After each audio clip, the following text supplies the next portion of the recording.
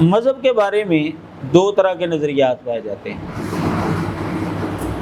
کہ مذہب جو ہے یہ ابتدائی ہے، یہ ارتقائی ہے۔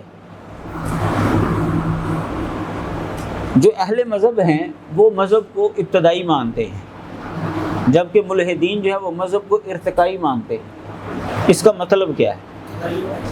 ابتدائی اور ارتقائی، ارتقاء، اس کا مطلب کیا ہے؟ اہل مذہب یہ کہتے ہیں کہ جب سے دنیا میں انسان آیا ہے مذہب بھی اس کے ساتھ ہی آیا تھا۔ ابتدائی، یہ اہل مذہب کا نظریہ ہے۔ جب سے پہلا انسان دنیا میں آیا اسی وقت سے مذہب بھی ساتھ ہے۔ اسلام کا اس کے بارے میں یہ دعویٰ ہے، اما یأتینکم منی ھدی فمن تبع ھدای فلا خوف علیہم ولا ھم یحزنون۔ کہ آدم علیہ السلام کو اللہ تعالیٰ نے جب دنیا میں بھیجا تو اس کے ساتھ یہ اعلان کر دیا تمہارے پاس ہدایت آئے گی میری جانب سے۔ جبکہ ملحدین کا یہ کہنا ہے کہ مذہب ارتقائی ہے، یعنی شروع میں جب انسان بنا تھا ان کے نزدیک تو ارتقاء کے نتیجے میں بنا ہے نا۔ انسان جب بنا، بندر سے جب انسان بنا اور اس کے اندر شعور آیا تو اس وقت اس کا کوئی مذہب نہیں تھا، کوئی خدا نہیں تھا، لیکن شعور چونکہ ابھی اس کا کچا تھا، دنیا کے اندر حادثات ہوتے تھے، بڑے معاملات ہوتے تھے، اس کو ان کی توجیحات کا علم نہیں ہوتا تھا، تو وہ ان کی توجیحات کو کسی ندیدہ ہستی کے طرف جو ہے نا وہ منسوب کرنا شروع ہو گیا۔ وبا پھیلی ہے تو اس نے کہا کہ جو ہمارا خدا ہے نا وہ ہم سے ناراض ہو گیا۔ سیلاب آ گئے تو اس نے کہا خدا نے جو ہے نا ہمارے اوپر جو ہے نا وہ سزا کے طور پر اس کو بھیجا، وغیرہ وغیرہ۔ یوں آہستہ آہستہ جو ہے نا ان کے اندر مذہب اور خدا کا نظریہ جو ہے نا وہ آتا گیا۔ یعنی اہل مذہب کے مطابق مخلوق کون ہے؟ انسان، اور خالق کون ہے؟ خدا۔ ملحدین کے نزدیک مخلوق ہے خدا اور خالق کون ہے؟ انسان۔ انسان نے خدا کو گڑھا ہے، انسان نے مذہب کو گڑھا ہے، بذات خود وہ کچھ نہیں۔ جبکہ اہل مذہب کے نزدیک انسان جو ہے وہ کس کی پروڈکٹ ہے؟ خدا کی۔ انسان کس کی مخلوق ہے؟ خدا کی۔ یہ فرق ہے۔ تو یہ ملحدین کا نظریہ ہے۔ ہمارا نظریہ کیا ہے کہ مذہب کیا ہے؟ ابتدائی ہے۔ اس کی جو دلیل ہے، ایک تو ہمارے جو مذہبی لٹریچر ہے اس کے اندر تو دلیلیں موجود ہی ہیں۔ مشاہداتی طور پر جو اس کی دلیل آپ پیش کر سکتے ہیں نا کہ مذہب جو ہے یہ ابتدائی ہے، ارتقائی نہیں ہے، وہ یہ کہ دنیا کے اندر ریسرچ کر لے، جو سب سے پرانی تہذیب آپ کو ملے گی، جو سب سے پرانا مذہب آپ کو ملے گا، اس کے اندر خدا کا تصور موجود ہے، اس کے اندر زندگی گزارنے کے اصول اور ضابطے جو ہیں وہ خدائی موجود ہوں گے۔ یعنی مذہب کے اندر آپ جو سب سے پرانی تہذیب آپ زمینوں سے کھود کر نکالیں، وہاں پر آپ کو خدا کا تصور ملے گا، وہاں پر آپ کو اصول اور ضابطے مذہبی ملیں گے۔ یہ ہڑپا کی تہہ ہو جائے یا مونجو داڑو کی ہو جائے یا کوئی بھی ایسی تہذیب جس کو وہ سب سے قدیم ترین کہتے ہیں۔ یعنی ہمارے پاس، اہل مذہب کے پاس نسل در نسل باقاعدہ چین موجود ہے، باقاعدہ سند موجود ہے۔ مذہب جو ہے وہ صدیوں سے چلا آ رہا ہے، مذہب جو ہے وہ۔ ملحدین کا جو نظریہ ہے، ہمیں کوئی قدیم معاشرہ بتا دیں جو نسل در نسل سے چلا آ رہا ہو، قدیم ہو اور اب بھی موجود ہو، جس کے اندر مذہب کو کہا گیا ہو کہ یہ بالکل جھوٹ ہے، خدا کا تصور یہ بالکل جھوٹ ہے، نبیوں کا تصور یہ بالکل جھوٹ ہے، کوئی ایسی تہذیب ہمیں بتا دی جائے۔ اگر یہ سچ ہے تو سچ تو وہ ہر زمانے میں کسی نہ کسی صورت میں موجود رہتا ہے۔ ملحدین جو ہے ان کے پاس کوئی سلسلہ سند نہیں۔ یہ کیا وجہ ہوئی کہ دنیا کے اندر جو جھوٹ ہے وہ ساری دنیا نے اپنا لیا اور جو سچ ہے اس کا کوئی بندہ ہی نہیں ملتا آپ کو؟ یہ کیسے ہو سکتا ہے؟ اور یہ سچ بھی کوئی اتنا چھوٹا نہیں ہے کہ چلو یار یہ خیر ہے، یہ سب سے بنیادی سچ ہے۔ خدا کا تصور، مذہب کا تصور، یہ سب سے بنیادی سچ ہے۔ اور اس کے اوپر ساری دنیا ہی جو ہے وہ جھوٹ کے اوپر کٹھی ہو گئی ہے. اور پھر یہ آج کل نہیں ہوئی، یہ صدیوں سے چلی آ رہی ہے. جب سے انسان کا وجود ملتا ہے، تاریخ جہاں تک آپ کو لے کر جائے گی پیچھے، اور وہاں پر انسان اگر آپ کو کھڑا ملے گا نا تو وہ آپ کو خدا کے ساتھ جڑا ہوا ملے گا، مذہب کے ساتھ جڑا ہوا ملے گا. جبکہ ملحدین کو اپنا موقف ثابت کرنے کے لیے ایسی دلیل نہیں میسر آئے گی. مثلا سب سے پرانا جو مذہب اس وقت دنیا میں سمجھا جاتا ہے وہ ہندو مذہب سمجھا جاتا ہے. تو ان کے اندر خدا کا بھی تصور موجود ہے، مذہب کا تصور بھی موجود ہے. اس سے پرانا بھی اگر کوئی آپ کو مذہب مل جائے گا اس کے اندر بھی یہ چیز ملے گی. تہذیب جو ملے گی اس کے اندر بھی آپ کو یہ چیز ملے گی. تو یہ سب سے بڑی دلیل ہے، مضبوط ترین دلیل ہے کہ مذہب جو ہے وہ کیا ہے، ابتدائی ہے، ارتقائی نہیں ہے. تقابل ادیان کیا ہے؟ یہ تو ہوگی مذہب کے حوالے سے چند باتیں. تقابل ادیان کیا ہے؟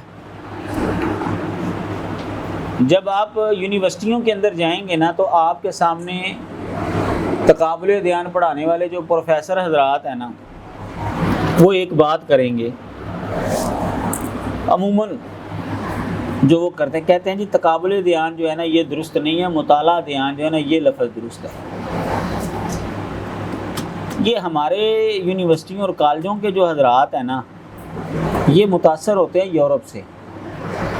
یورپ کے اندر جو تحریک چلتی ہے نا بس یہ اس کی ہوا کے اندر جو ہے نا اڑنا شروع ہو جاتے ہیں. وہاں پر جو پوائنٹ اٹھایا جاتا ہے نا وہ یہاں پر بھی لاگو کرنے کی کوشش کرتے ہیں. وہاں پر جو ہے وہ تقابل ادیان کی بجائے جو ہے نا وہ مطالعہ ادیان کا لفظ جو ہے وہ استعمال ہونا شروع ہو گیا ہے. تو کہتے ہیں جی یہ لفظ استعمال کرنا چاہیے. تقابل ادیان سے جان چھڑاتے ہیں. وجہ کیا ہے؟ تقابل ادیان کا مطلب ہوتا ہے کہ مذاہب کا آپس کے اندر اصول اور ضوابط میں ایسا تقابل کرنا کہ جس کے نتیجے میں یہ نمایاں ہو جائے کہ کون سا مذہب جو ہے وہ سچا ہے اور کون سا تحریف کا شکار ہو چکا ہے. اب جب آپ یہ کام کریں گے تو اس کے لیے آپ کو دوسرے مذہب کے اوپر تنقید بھی کرنی پڑے گی، اس کی خامیاں بھی بیان کرنی پڑیں گی. تو ان کا کہنا یہ ہے کہ نہیں مطالعہ ادیان یعنی یہ صحیح ہے. جی مطالعہ ادیان کا مطلب کیا ہے؟ مطلب یہ ہے کہ آپ اپنا مذہب جو ہے وہ بیان کر دیں، اس کی خوبیاں جو ہیں وہ لوگوں کے سامنے رکھ دیں، دوسرے مذہب کی بھی خوبیاں لوگوں کے سامنے رکھ دیں، تنقید نہ کریں کسی کے اوپر. لوگوں کی اپنی مرضی ہے، وہ جون سا مرضی مذہب جو ہے وہ قبول کر لیں. یعنی وہ تنقید کو جو ہے نا کہتے ہیں یہ درست نہیں ہے، جبکہ یہ نظریہ ہی اسلام کے خلاف ہے. آپ دیکھیے کہ اللہ تبارک و تعالیٰ نے قرآن مجید کے اندر جہاں پر اسلام کا دفاع کیا ہے، یہ اسلام کی سچائی ثابت کی ہے، اور وہاں پر غیر اسلامی نظریات کے اوپر تنقید بھی کی ہے. کیا بتوں کے حوالے سے، شرک کے حوالے سے اللہ تعالیٰ نے مختلف مثالوں کے ذریعے تنقید نہیں کی؟ کیا یہودیت کے اوپر تنقید نہیں ملتی؟ عیسائیت کے اوپر تنقید نہیں ملتی؟ ان کی خامیاں بیان ہوئی ہیں، بتوں کی خامیاں نہیں بیان کی اللہ تعالیٰ نے.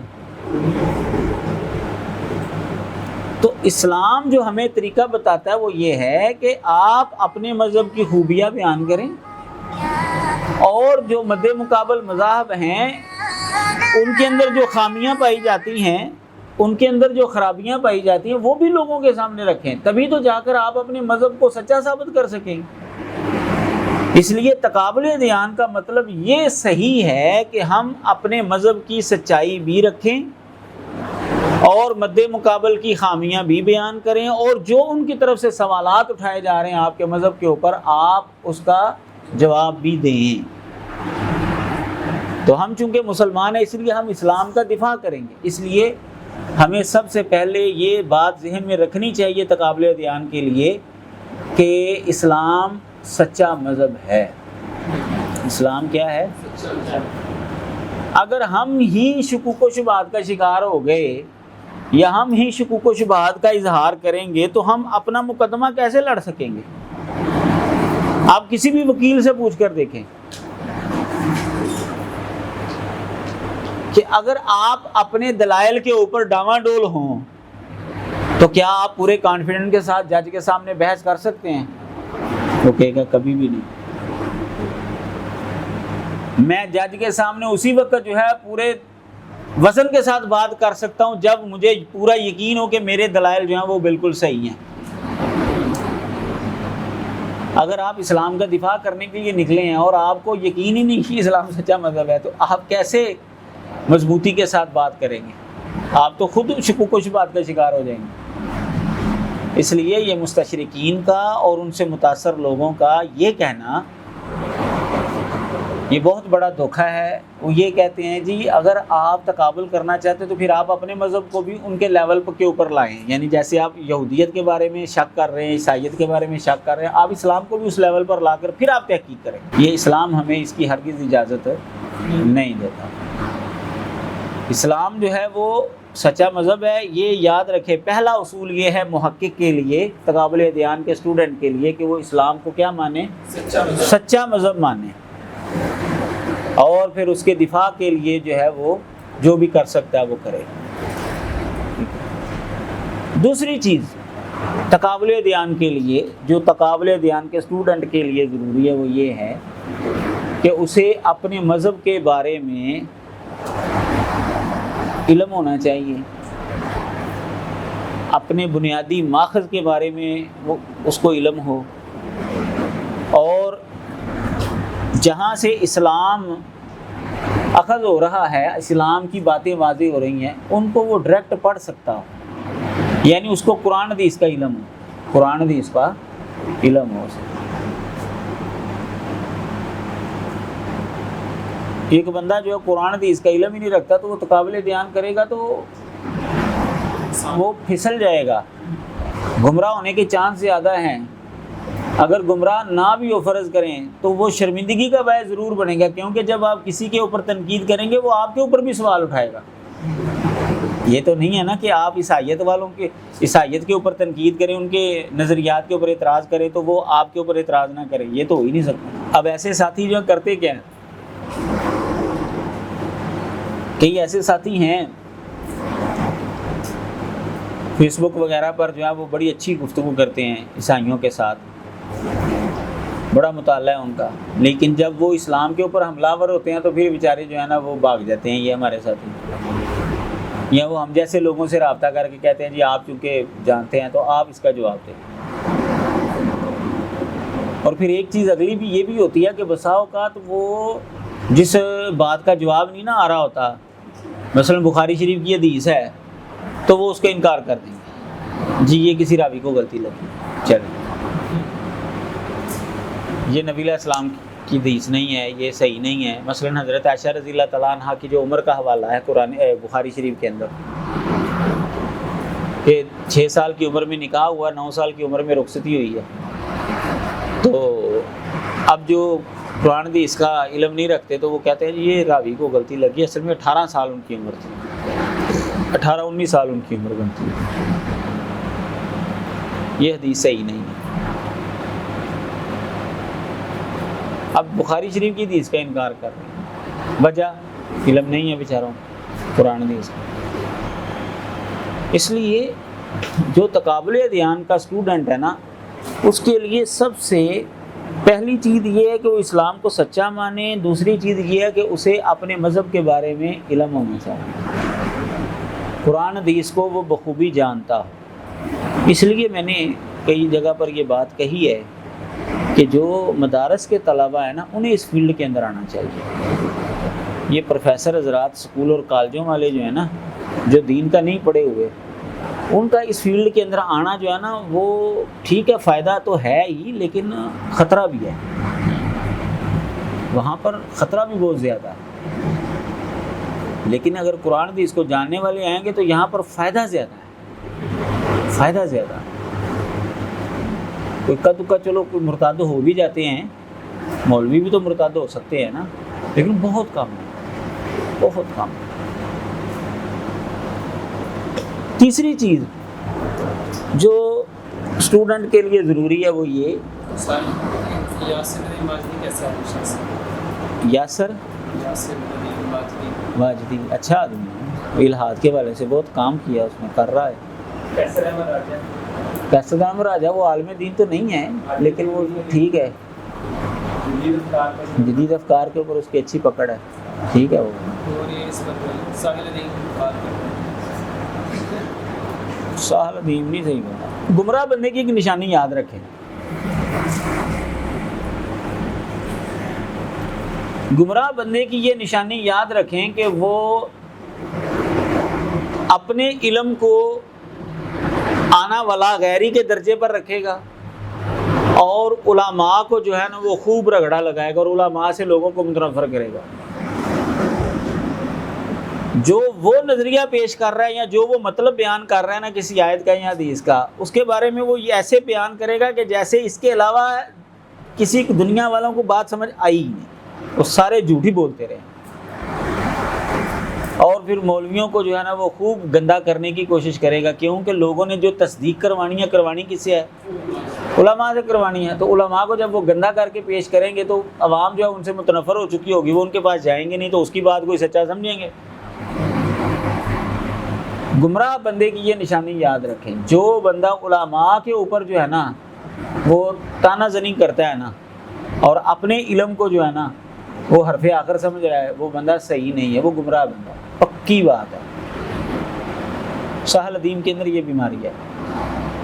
ان کی حالیہ ڈیبیٹ بھی ہوئی ہے ساحل ندیم ساحل ندیم کی قیصر احمد راجہ کے ساتھ، صرف اس بات پر قیصر احمد راجہ علماء کو ڈیفینڈ کرتا ہے۔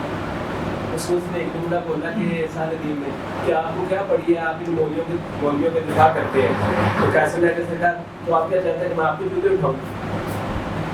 علماء ہمارے سر کا تاج ہے، ان کا دفاع کریں گے۔ سلام ساجی، وہ کیونکہ ان کا زیادہ تعلق دو بندیوں کے ساتھ ہے نا، ان کا قیصر احمد راجہ کا وہ بات، تو اس نے میرا خیال ہے کہ شاید ہوگی کی وجہ سے نا وہ انہوں نے ایک پروگرام میں کہا کہ میں ان سے پوچھنا آپ کا کون سا وہ، انہوں نے کہا میں ماتریدی ہوں، ان کو ماتریدی کہتے ہیں، شاید ان کو پتہ نہیں ہے اس بارے میں، یا تو میں میرے ذہن میں تھا کہ شاید کوئی اہل حدیث عالم ان سے ملے تو ان سے ضروری بات کریں، تو بھی آپ ماتریدی ہیں، آپ کو پتہ ماتریدی کیا ہے، کیا مطلب ہے؟ تو وہ خود کو ماتریدی کہتے ہیں، کیونکہ ان کا تعلق زیادہ ریاست میں ماضی سے نا وہ بھی ماتریدی دوسرے سے۔ تو اگر آپ کی ملاقات ہو تو آپ ان سے یہ بات کیجیے، کیا کروں اس سے بات؟ کیا ماتریدی آپ کو پتہ ماتریدی کون ہے؟ اس کو پتہ ہے ماتریدی کسے کہتے ہیں، تو پھر وہ ڈبیٹ کرتا نہیں اس موضوع کے اوپر۔ وہ مسلمانوں کی جو آپسی ڈبیٹیں ہیں نا وہ اس کے اوپر نہیں گفتگو کرتا۔ میری ملاقات ہوتی رہتی ہے اس سے، میری ملاقات ہوتی رہتی ہے، فون پہ بھی رابطہ ہوتا رہتا ہے۔ پرسنل طور پہ میں اصلاح کے لیے کہہ رہا تھا کہ وہ اہل حدیث سے میرا فائدہ تھا کہ وہ اہل حدیث ہے کافی حد تک، اس اعتبار سے کہ اس کے سسرال اہل حدیث ہیں۔ جامعہ سلفیہ کی جگہ جو جنہوں نے دی تھی نا وہ اس کے سسرال ہیں، اور اس نے رفع الیدین شروع کیا تھا حافظ عمر صدیق کا مناظرہ دیکھ کر۔ باقی اس نے تصوف بہت زیادہ پڑھا ہے، اور تصوف بھی پڑھا ہے ایسا جو ہمارے علاقے کا نہیں، افریقہ کا تصوف اس نے کافی پڑھا ہے، اور وہ عجیب و غریب قسم کا تصوف ہے۔ تو اثرات بہرحال اس کے اوپر جو ہے نا یہ ہیں ان چیزوں کے، لیکن وہ ان چیزوں کے اندر جو ہے نا وہ بحث کرتا نہیں ہے۔ تو جب وہ بحث کرتا نہیں ہے تو آپ اس کو کیا سمجھائیں گے؟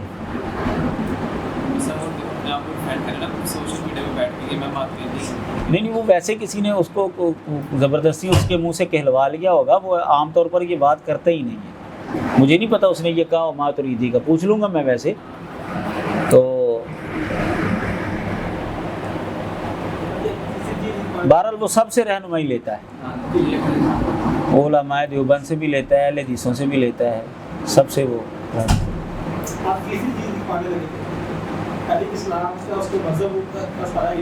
تیسری چیز یہ ہے تقابل ادیان کے اسٹوڈنٹ کے لیے کہ اسے جو ہے نا مد مقابل، یعنی جس مذہب کا تقابل کرنا ہے ان کے عقائد اور نظریات کا علم ہونا چاہیے، اور ان کے بنیادی ماخذوں تک اس کی رسائی ہونی چاہیے، کیونکہ اگر آپ کو ان کے عقائد اور نظریات کا ہی پتہ نہیں ہے تو آپ کیسے تقابل کریں گے؟ اور اگر آپ صرف عوام کے اندر جو مشہور باتیں ہیں ان کو سامنے رکھ کر آپ ان کے اوپر تنقید کرنا شروع کر دیں گے تو وہ درست طریقہ کار نہیں ہے۔ وہ کہیں گے یار آپ کو تو ہمارے عقیدے کا ہی نہیں پتہ۔ اب میں جب بریلوی تھا نا تو ہمارے قاری صاحب ہمیں یہ بتایا کرتے تھے کہ وہابی جو ہوتے ہیں نا یہ واہ کے بھی ہوتے ہیں اور یہ گستاخ ہوتے ہیں اور یہ کٹے کی طرح جو ہے نا اڑینگتے ہیں، باقاعدہ اس طرح ہمیں بتایا جاتا تھا۔ اور اس طرح کی کئی باتیں جو آپ کو پتہ ہے اہل حدیثوں کے بارے میں مشہور ہیں۔ اب عوامی طور پر یہ باتیں مشہور ہیں۔ اب اگر کوئی عالم دین ان کا ان باتوں کو لے کر آپ کو رگڑا لگانا شروع کر دے تو آپ کیا کریں گے؟ یار بیوقوف ہے، اس کو پتہ ہی نہیں ہمارے عقائد کیا ہے، ہم جو ہے وہ کیا نظریہ رکھتے ہیں، کیا ہمارے اعمال ہیں، ان کو تو پتہ ہی نہیں ہے۔ اسی طرح یعنی جب پھر میں پڑھا تو پتہ چلا کہ نہیں یہ تو سارے گپے ہیں، یہ اہل حدیثوں کے بارے میں اس طرح کی باتیں تو خیر ہے ہی نہیں۔ تو اسی طرح اگر آپ کو علم ہی نہیں ہے کہ عیسائیت کے عقائد اور نظریات کیا ہیں، آپ ان کے اوپر تنقید کرنا شروع کر دیں گے تو کیسے آپ تقابل کر پائیں گے؟ وہ تو پھر ہنسیں گے نا صرف آپ کے اوپر۔ اس لیے ان کے بنیادی عقائد اور نظریات کا علم ہونا چاہیے آپ کو، پھر آپ ان کے ساتھ ڈیبیٹ کریں، آپ ان کے اوپر تنقید کریں، پھر آپ تقابل کریں۔ اگر آپ یوٹیوب کے اوپر دیکھیں گے کہ مناظرہ ہے، وہ منکر حدیث کیا بلکہ وہ تو منکر خدا ہی ہے، شیخ محمد ہے، وہ منکر نبی بھی ہے، وہ پتہ نہیں کیا کیا ہے۔ اچھا اس کا مناظرہ ہوا ہے مفتی عبد الباقی کے ساتھ۔ اب وہ مناظرہ دیکھ کر بندہ جو ہے نا وہ پریشان ہو جائے، وہ یار مفتی صاحب مصیبت کا دی پئی سی اتنا مناظرہ کرنا۔ یعنی اس بندے نے مفتی صاحب کو خوب رگڑا لگایا، رگیدہ ہے۔ دیکھا آپ نے مناظرہ محمد شیخ اور مفتی عبد الباقی کا جو مناظرہ ہے وہ بڑا پاپولر ہوا ہے ان کا مناظرہ کہ جی شیخ محمد نے جو ہے نا مفتی اتنا بڑا مفتی کراچی کا اس کو جو ہے نا وہ یہ کر دیا وہ کر دیا۔ مفتی صاحب پڑھے لکھے آدمی، ظاہر مفتی ہیں تو پڑھے لکھے آدمی ہیں، لیکن ان کی بنیادی غلطی یہ ہوئی کہ ان کو شیخ محمد کے عقائد اور نظریات کو اور استدلال کا علم نہیں تھا اور وہ اس کے سامنے جا کر بیٹھ گئے۔ اب وہ استدلال کر رہے ہیں، وہ ایتے پڑھ رہے ہیں، مفتی صاحب جو منہ دیکھ رہے ہیں اس کا، ان کو پتہ ہی نہیں چل رہا کہ یہ استدلال کیا کر رہا ہے، اس کا عقیدہ کیا ہے، میں نے اس کے اوپر تنقید کیسے کرنی ہے، اس کو پکڑنا کیسے ہے۔ وہ علم کے بغیر ان کے سامنے جا، ویسے ان کے پاس علم ہے لیکن اس فیلڈ کا ان کے پاس علم نہیں تھا۔ مد مقابل کے عقائد نظریات سے وہ جا کر بیٹھ گئے اور بےعزتی ہوگی ان کی، اور ان کی وجہ سے سارے مسلمانوں کی بےعزتی ہوئی ہے۔ یہ خرابی تھی ان کے اندر۔ امام ابن تیمیہ رحمہ اللہ کا قول پتہ کیا ہے کہ میں نے مد مقابل کے اوپر اس وقت تک تنقید نہیں کی جب تک میں اس کے استدلال کو اس سے زیادہ نہیں سمجھ پایا۔ جب مجھے اس سے زیادہ سمجھ آئی ہے نا اس کے استدلال کی کہ اس کا عقیدہ کیا ہے، اس کی دلیل کیا ہے، استدلال کیا ہے، پھر میں نے اس کے اوپر تنقید کی ہے۔ اس لیے تقابل ادیان کے اسٹوڈنٹ کے لیے یہ ضروری ہے کہ آپ جس مذہب کے بارے میں تقابل کرنا چاہتے ہیں آپ کو اس مذہب کے بارے میں بخوبی علم ہونا چاہیے، فریق مخالف کے عقائد اور نظریات کا علم ہونا چاہیے، اور اسی طرح بنیادی ماخذوں تک آپ کی رسائی ہو۔ یہ ثانوی حوالے جو ہے نا یہ تقابل ادیان کے اندر مفید نہیں ہوتے، پھنس جاتا بندہ، پریشانی ہوتی ہے۔ یعنی ثانوی حوالے کسی عالم دین نے کسی کے اوپر تنقید کی اور آپ نے اس کتاب کو پڑھ کر جو ہے نا وہ شروع کر دیا کام، نہیں، آپ کو اس مذہب کے بنیادی ماخذوں تک رسائی ہونی چاہیے، وہ آپ کے پاس ہونے چاہیے۔ جو حوالہ کسی عالم دین نے دیا آپ اس کو کراس چیک کریں کہ وہ وہاں پر ہے بھی کہ نہیں ہے۔ بسا اوقات جو ہے وہ کمپوزنگ کی غلطی ہوتی ہے، بسا اوقات عالم دین کو غلطی لگی ہوتی ہے۔ اگر آپ ثانوی مثلا آپ کسی کے اوپر تنقید کر رہے ہیں، وہ کہتا ہے جی آپ کہتے ہیں جی آپ کی بائبل کے اندر یہ لکھا ہے، اس نے کہا چلو نکال کے دکھاؤ بائبل کے اندر کیا لکھا ہو، آپ وہاں پر کیا کریں گے؟ اگر آپ کے پاس بائبل ہی نہیں ہے تو آپ اس کو کیا دکھائیں گے؟ آپ ساجد میر صاحب کی کتاب دکھائیں گے، جی دیکھیں ان کی کتاب کے اندر لکھا ہوا ہے، ثناء اللہ مرسری صاحب کی کتاب دیکھیں جی یہ لکھا ہوا ہے۔ مولانا رحمۃ اللہ کرانوی کی کتاب دکھائیں گے کہ یہ دیکھیں ان کی کتاب کے اندر لکھا ہوا ہے؟ جب آپ مد مقابل کو حوالہ دکھائیں گے اس کا تو پھر آپ کو اس کتاب سے دکھانا پڑے گا. اس لیے آپ نے تقابل کرنا ہے تو آپ کو مد مقابل کے جہاں پر عقائد اور نظریات کا علم ہونا چاہیے وہاں پر آپ کو ان کے بنیادی ماخذوں تک رسائی بھی ہونی چاہیے. پوائنٹ سمجھ میں ہے؟ اس لیے اگر آپ عیسائیت کو پڑھنا چاہتے ہیں تو آپ کے پاس بائبل ہونی چاہیے. مرزائیت کو پڑھنا چاہتے ہیں تو آپ کے پاس مرزا قادیانی کی کتابیں ہونی چاہیے. باقی علم تو آپ کو آ جائے گا ثانوی کتابوں سے بھی. اگر آپ اس حاصل کرنا چاہتے اور باقاعدہ کرنا چاہتے ہیں ضروری ہے یہ بات یاد رکھیں. آپ میں سے جو یونیورسٹی کے اس کو پتہ ہے کہ یونیورسٹی ہے وہ حوالہ اور صحیح ترین سمجھا ڈائریکٹ اصل کتاب سے دیا. پی ایچ ڈی کا مقالہ لکھیں وہ جو ہے مصادر الگ ہوتے ہیں مراجع الگ تو وہ زیادہ اہمیت دی جاتی ہے. یہ یاد رہیں گے. مذہب دو طرح الہامی مذہب اور غیر الہامی مذہب. الہامی مذہب اور غیر سامی مذہب بھی. نوح علیہ السلام کا بیٹا جو اس کی نسل میں جو مذہب ہے الہامی مذہب کہا جاتا ہے. وہ تین ہیں یہودیت عیسائی اور جو کا بیٹا سام ہے اس کے علاوہ بیٹے ہیں نا ان کی نسل میں جو ان کو غیر سامی اور مذہب کہا جاتا ہے. وہ دو ہیں. وہ مذہب کتنے ہیں؟ ایک ہے آریائی کے اندر جو مذہب ہے اور ایک ہے کے اندر جو مذہب ہے. آریائی ہیں اس کے اندر ہے ہندو مت جین مت سکھ مت.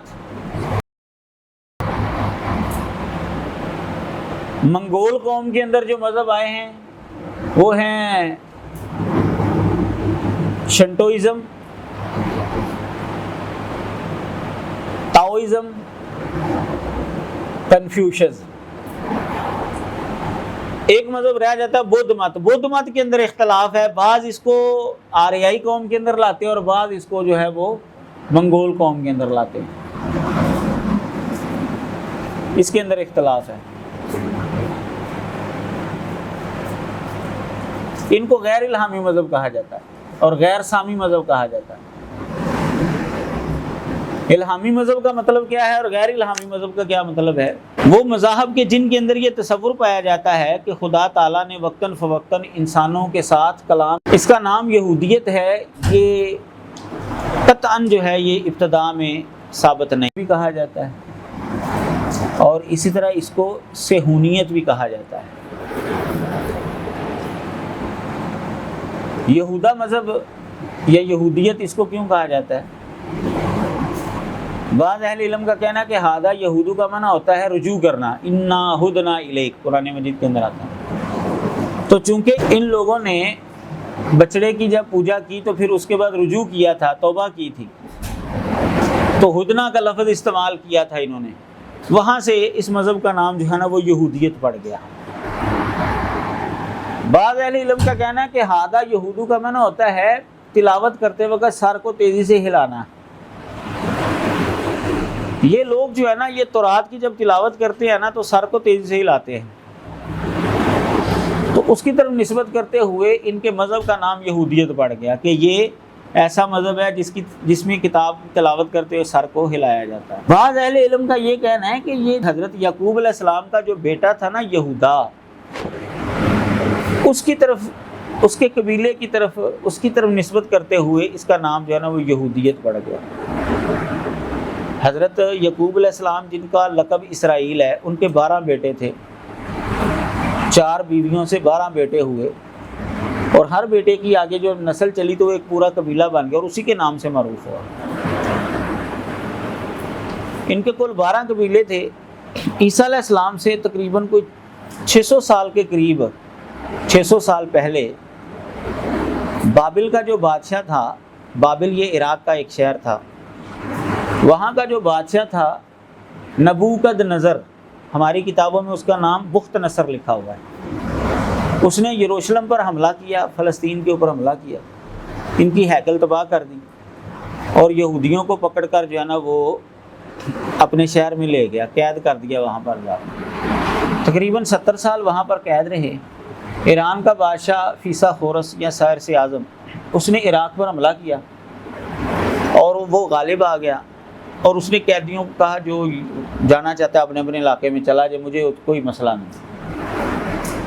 یہودی جو ہے وہ وہاں سے آئے، واپس پہنچے تو 2 قبیلے تھے، 10 قبیلے ان کے کدھر گئے ہیں وہ ان کو بھی نہیں پتہ۔ یہودا قبیلہ واپس پہنچا اور بنیامین قبیلہ واپس پہنچا۔ یہ دونوں قبیلے جب واپس پہنچے، انہوں نے ہیکل تعمیر کی، خیر یہاں پر رہنا شروع ہو گئی تو ان کی آپس میں لڑائی بھی ہو جاتی تھی، جیسا کہ عام روٹین ہے۔ سائرس اعظم یا فیسا خورس۔ اچھا، یہودا قبیلہ پاور میں تھا، طاقتور تھا، وہ بنیامین قبیلے کو مارتا، ان کے بندے قتل ہو جاتے یا علاقہ چھوڑ کر چلے جاتے یا ان کو غلام بنا لیتے۔ وہ یوں جو ہے نا بنیامین قبیلہ آہستہ آہستہ یہودا قبیلے کے اندر ضم ہو گیا، وہ ختم ہو گیا، اس کا اپنا وجود کیا ہے، باقی کون سا قبیلہ رہ گیا، صرف ایک یہودا۔ تو اس وجہ سے پھر ان کے مذہب کو یہودیت کہا گیا جانے لگا، یہود ان کو کہا جانے لگا، یہودا قبیلے سے ان کا تعلق ہے۔ تو یہ 3 وجوہات ہیں لفظ یہودیت کی وجہ تسمیہ کے اندر۔ ایک ان کا نام جو ہے اس مذہب کا اسرائیلی مذہب یا اسرائیلی خالی کہہ دیا جاتا ہے۔ یعقوب علیہ السلام کی چونکہ یہ اولاد ہے تو حضرت یعقوب علیہ السلام کا نام اسرائیل تھا، تو ان کی طرف نسبت کرتے ہوئے ان کے مذہب کو بھی اسرائیلی مذہب کہا گیا۔ تیسرا نام ہے اس کا عبرانی مذہب، چونکہ یہ حضرت ابراہیم علیہ السلام کے ساتھ اپنا تعلق جوڑتے ہیں، جیسا کہ مسلمان بھی اپنا تعلق ان کے ساتھ جوڑتے ہیں، عیسائی بھی اپنا تعلق ان کے ساتھ جوڑتے ہیں۔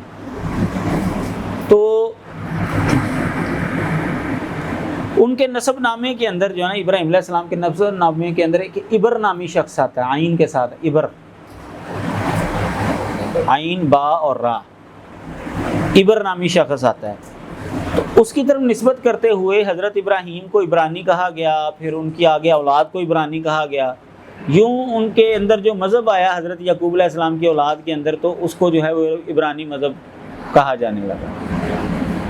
بعض لوگ کہتے ہیں کہ عبر کا معنی ہوتا ہے، عبرانی اس شخص کو کہا جاتا ہے جو کہ صحرا نشین ہو، صحرا کے اندر رہتا ہو، چونکہ یہ بکریاں چرانے والے لوگ تھے اس لیے ان کو عبرانی کہا گیا، تو اس کی طرف نسبت کرتے ہوئے اس مذہب کو عبرانی مذہب کہا گیا۔ بعض کہتے ہیں کہ عبرانی ان کو اس لیے کہا گیا کہ چونکہ ابراہیم علیہ السلام جو ہے نا بابل سے چلے تھے مصر، اور مصر سے گئے تھے کنعان، فلسطین، تو اس سفر کے اندر جو ہے نا وہ دریا ان کو کراس کرنے پڑے تھے، فرات، نیل، یہ دریا کراس کر کے جو ہے نا وہ آئے اور گئے تھے۔ تو عبر کا معنی ہوتا ہے عبور کرنا، چونکہ انہوں نے دریا کراس کیے تھے اس سفر میں، تو اس لیے ان کو عبرانی کہا گیا، پھر آگے جو ہے ان کی نسل کو بھی عبرانی کہا جانے لگا۔ بہرحال یہ تو جہات ہیں کہ ان کے مذہب کو عبرانی مذہب کیوں کہا گیا۔ چوتھا نام ہے اس کا سیہونیت۔ سیہونیت جو ہے نا یہ سارے یہودی مذہب کا نام نہیں ہے، یہ ایک ان کی تحریک ہے، لیکن اب دور حاضر کے اندر جو ہے نا یہ یہودی مذہب کے اوپر یہ لفظ بہرحال بول دیا جاتا ہے، سیہونیت۔ سیہونیت جو ہے نا یہ ان کی ایک تحریک ہے، یہ اصل میں ایک پہاڑ ہے فلسطین کے اندر، یروشلم کے اندر، جس کا نام ہے سیون، سواد کے ساتھ سیون۔ اس پہاڑ کے اوپر ہیکل ہے ان کی، کہاں پہ؟ فلسطین، یروشلم شہر کے اندر، وہاں پر یہ ہیکل ہے۔ مسجد اقصیٰ وغیرہ نہیں ہے، اب جو مسجد اقصیٰ ہے تو یہ چونکہ ہیکل کے احاطے کے اندر ہے تو وہ وہاں پر ہے، اس پہاڑ کے اوپر، تو وہ مقدس پہاڑ ہے چونکہ ان کے نزدیک، تو اس کی طرف نسبت کرتے ہوئے انہوں نے اپنی تحریک کا نام رکھا سیہونیت، زائنسٹ اس کو نا انگریزی میں کہا جاتا ہے۔ تو اس تحریک کا مقصد کیا ہے؟ پوری دنیا کے اندر غلبہ حاصل کرنا اور گریٹر اسرائیل جو ہے نا اس کو بنانا. یہ جو یہ نیتن یاہو ہے یہ صہیونیت کا کرندہ ہے نا اصل میں. یہ جو ارد گرد کے ملکوں کے اوپر یہ حملہ کرتے رہتے ہیں نا یہ اسرائیلی, یہ اصل میں آہستہ آہستہ جو ہے نا اپنا علاقہ وسیع کر رہے ہیں. وہ جو گریٹر اسرائیل کا جو نقشہ ہے نا وہ انہوں نے کہنا ہے کہ یہ ہمارا اصل میں یہ ہمارا ملک ہے, ہم اس سب کو جو ہے نا وہ اسرائیل بنائیں گے, ہماری حکومت ہوگی اور اس کے ساتھ ساتھ ہمارا مسیحا آئے گا اور پوری دنیا پر ہمارا کنٹرول ہوگا. مسیح دجال آئے گا, آپ کو پتہ ہے حدیث کے اندر یہ بات موجود ہے, یہودی اس کے پیچھے چلیں گے اور مکہ مدینے کے علاوہ باقی پوری دنیا پر جو ہے وہ گھومے گا. تو وہ اس کا انتظار کر رہے ہیں. وہ تو سمجھ رہے ہیں کہ خدا کی طرف سے ہوگا لیکن وہ تو شیطان کی طرف سے ہوگا. خیر, تو اس تحریک کا نام جو ہے وہ کیا ہے؟ زائونسٹ یا صہیونیت. اس لیے یہ لفظ بھی ان کے اوپر بول دیا جاتا ہے. لیکن ہر صہیونی جو ہے وہ یہودی تو ہے لیکن ہر یہودی صہیونی نہیں ہے.